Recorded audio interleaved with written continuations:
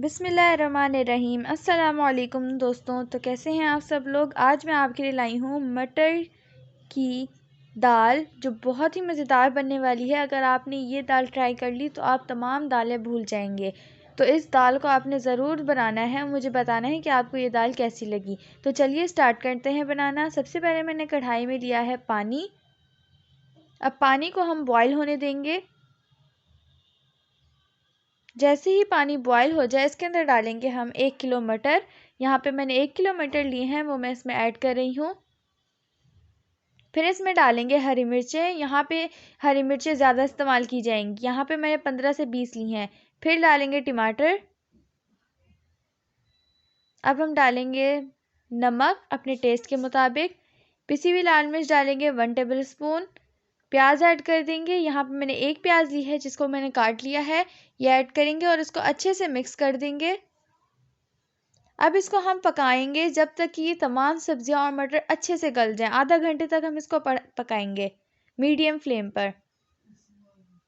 तो यहाँ पर आधा घंटा हो चुका है और हमारे जो मटर थे वो अच्छे से गल चुके हैं। टमाटर मटर सारे सब्जियां अच्छी से पक चुकी हैं। इनको मिक्स करेंगे और अब हम इसमें लगाएंगे यानी ये जो हमारे पास सब्जियां हैं इसको मैश करेंगे। आप चाहें तो मैशर से भी कर सकते हैं या फिर जिसे साग हम मैश करते हैं उससे भी हम कर सकते हैं। यहाँ पे मैं मैशर से कर रही हूँ।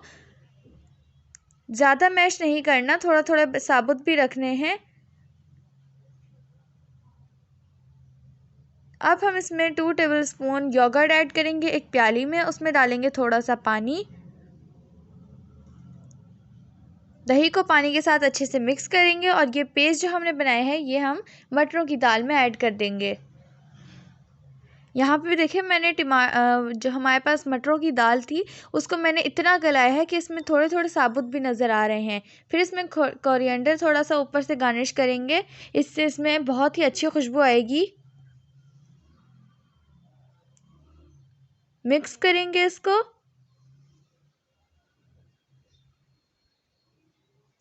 और इसको कर देंगे साइड पर। अब हम इसका तड़का लगाएंगे। तो यहाँ पे मैंने एक फ्राई पैन में कुकिंग ऑयल ऐड कर लिया है। इसमें डालेंगे 1 टेबल स्पून गार्लिक पेस्ट। थोड़ी देर इसको ब्राउन करेंगे। यहाँ पे सिर्फ लहसुन का पेस्ट जाएगा, अदरक नहीं डालेंगे। जैसे ही इसका अच्छा सा कलर आ जाए या जैसी इसकी खुशबू आने लगी तो हम इसको मटर की दाल में ऐड कर लेंगे।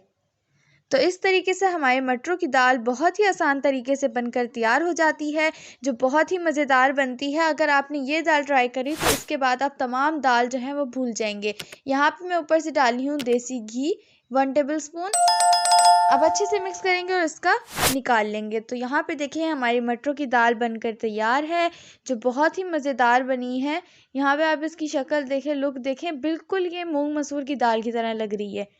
तो अगर आपको मेरी ये रेसिपी पसंद आई हो तो इस वीडियो को लाइक करें, शेयर करें और मेरे चैनल को सब्सक्राइब करें ताकि मेरे आने वाली वीडियो आप तक सबसे पहले पहुंचे। और सब्सक्राइब के बराबर वाले नोटिफिकेशन बटन पर भी ऑल पर क्लिक करें ताकि मेरे आने वाली वीडियो आप तक सबसे पहले पहुंचे। और मेरी वीडियोस हर एक दिन छोड़कर आती हैं तो वो भी आप मेरी वीडियोस को देख सकते हैं। मिलते हैं नेक्स्ट वीडियो में, तब तक के लिए अल्लाह हाफिज़।